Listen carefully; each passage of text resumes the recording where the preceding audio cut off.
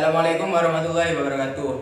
Perkenalkan, nama saya Muhammad Zainul Hakim, nomor absen 17 dari kelas 12 MIPA 3. Di sini saya akan menjelaskan materi ekonomi tentang akuntansi.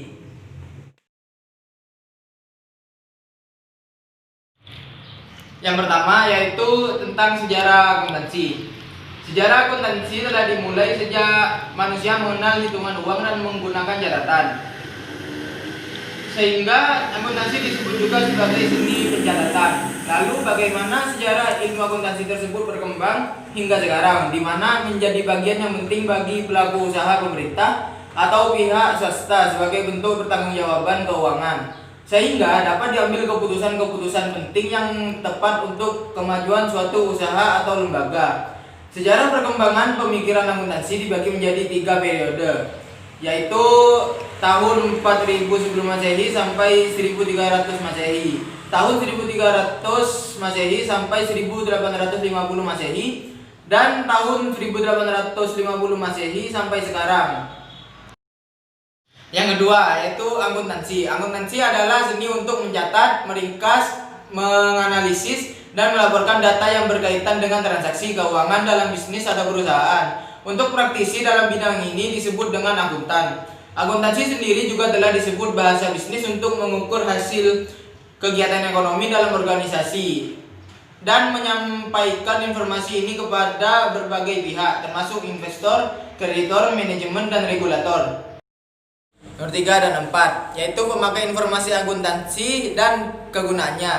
Yang pertama yaitu pemilik. Pemilik perusahaan selalu ingin mengetahui apakah bisnisnya berjalan dengan baik atau tidak. Nomor 2, manajemen. Setiap manajemen dari tingkat tinggi maupun terendah membutuhkan informasi akuntansi yang cermat yang berkaitan dengan bidang pertanggungjawaban mereka. Yang ketiga, karyawan. Karyawan membutuhkan informasi keuangan sebagai bahan perundingan kontrak kerja, pengajuan kesejahteraan maupun kepentingan karyawan yang lainnya. Nomor 4, kreditur. Kreditur adalah pihak yang dapat memberikan bantuan barang kredit maupun pinjaman kepada perusahaan. Nomor 5 yaitu pemerintah. Pemerintah berhak mendapatkan informasi akuntansi untuk keperluan pemungutan, penetapan pajak, dan untuk memenuhi ketentuan peraturan serta undang-undang. Yang nomor 6, investor adalah masyarakat yang mempunyai permodalan. Jika mereka ingin menginvestasikan modalnya, mereka membutuhkan informasi keuangan perusahaan untuk mengukur kemampuan profitabilitas perusahaan atau prospek perusahaan di masa depan. Nomor 7, konsumen. Partner bisnis perusahaan menggunakan informasi akuntansi dalam rangka evaluasi terhadap hubungan dagang atau usaha yang akan datang. Yang kelima yaitu kualitas informasi akuntansi. Enron Corporation yang berbasis di Houston merupakan perusahaan energi terbesar di Amerika Serikat yang bergerak di bidang energi kelistrikan, gas alam, pipanisasi, komunikasi, dan perdagangan. Enron yang didirikan sekitar 15 tahun yang lampau melalui merger antar dua perusahaan besar Amerika Serikat, yakni Internord Omaha dan Houston Natural Gas Texas. Sempat tercatat sebagai perusahaan ketujuh terbesar di Amerika Serikat. Bisnisnya tidak hanya di Amerika Serikat, melainkan juga bertebaran di 40 negara. Yang keenam yaitu prinsip-prinsip. Yang pertama, prinsip biaya historis, historical cost principle, adalah kewajiban diperlakukan dan dilaporkan berdasarkan harga akuisisi. Yang kedua yaitu prinsip pengakuan pendapatan, revenue recognition principle, adalah aliran masuk harta-harta yang timbul dari penyerahan barang atau jasa yang dilakukan oleh suatu unit usaha selama satu periode tertentu. Nomor 3 yaitu prinsip mempertemukan, matching principle, adalah mempertemukan biaya dengan pendapatan yang timbul karena biaya tersebut. Nomor 4 yaitu prinsip konsistensi principle, adalah proses akuntansi harus diterapkan secara konsisten dari tahun ke tahun. Nomor 5 yaitu prinsip pengungkapan penuh, full disclosure principle, adalah menyajikan informasi yang lengkap dalam laporan keuangan. Nomor 7 yaitu bidang-bidang akuntansi.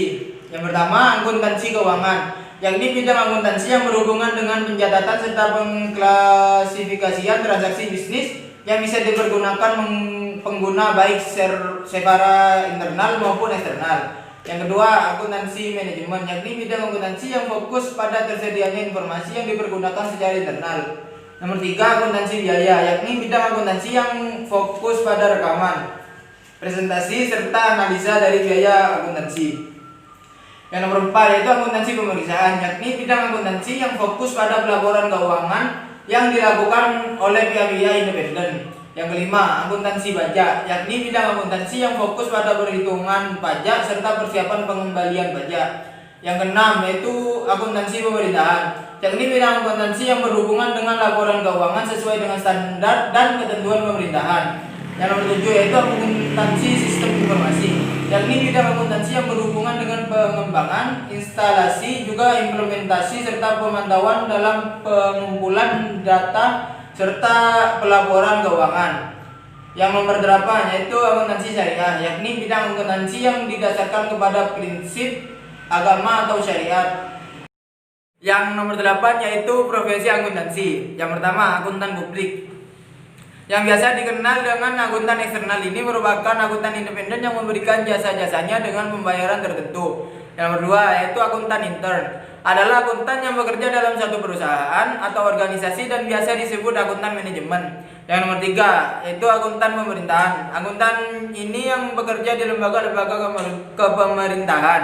Nomor 4, akuntan pendidik, yaitu merupakan akuntan yang bertugas mengajarkan pendidikan akuntansi, melakukan penelitian, pengembangan akuntansi, mengajar dan menyusun kurikulum pendidikan akuntansi. Yang nomor 9 yaitu klasifikasi akun. Di dalam buku besar, akun biasanya diklasifikasikan menurut sifat-sifatnya sebagai aktiva, kewajiban, dan modal.